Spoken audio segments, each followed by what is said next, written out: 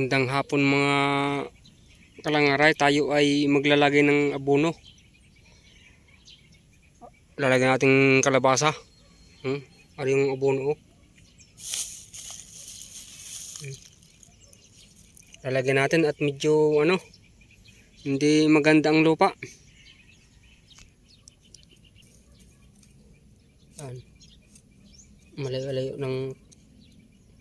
Malayo-layo sa puno.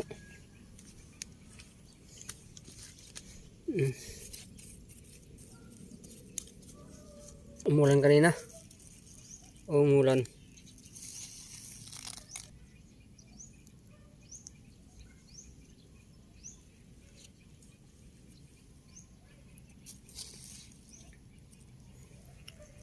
Ganyan lang.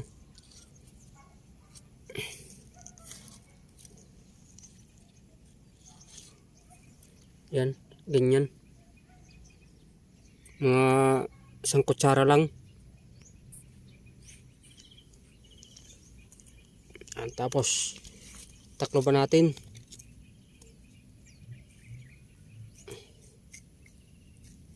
Yan, takloban natin ng lupa.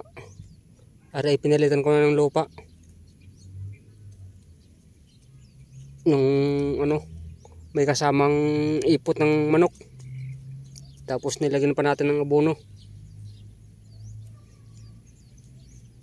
Yan. Ayos yan para gumanda. Para tumaba. Yan, ganun lang ang paglagay. Ganyan ang paglagay ng abono. So, lagyan natin aring malaki. Aring mahaba. Yan. Medyo payat. Dito lang sa tabi ang paglagay. Ang layo ay mga isang tangkal.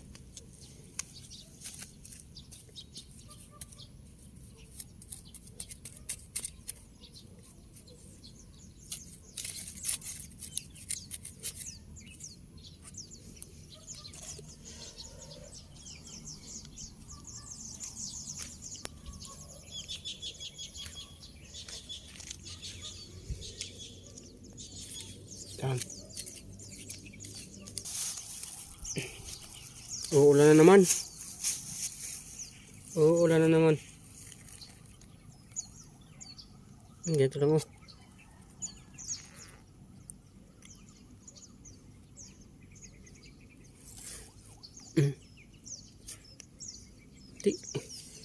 Parami doon sa kabila.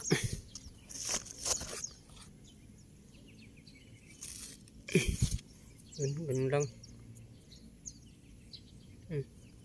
Paikot. Yun. Tapos takloban.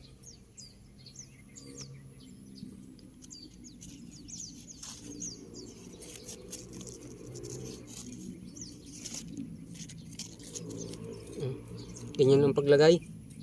Medyo malayo ng kaunti sa puno. Ng isang dangkal. Madami ang lalagyan ko. Ang ganda niyan. Para tumaba ang ating kalabasa.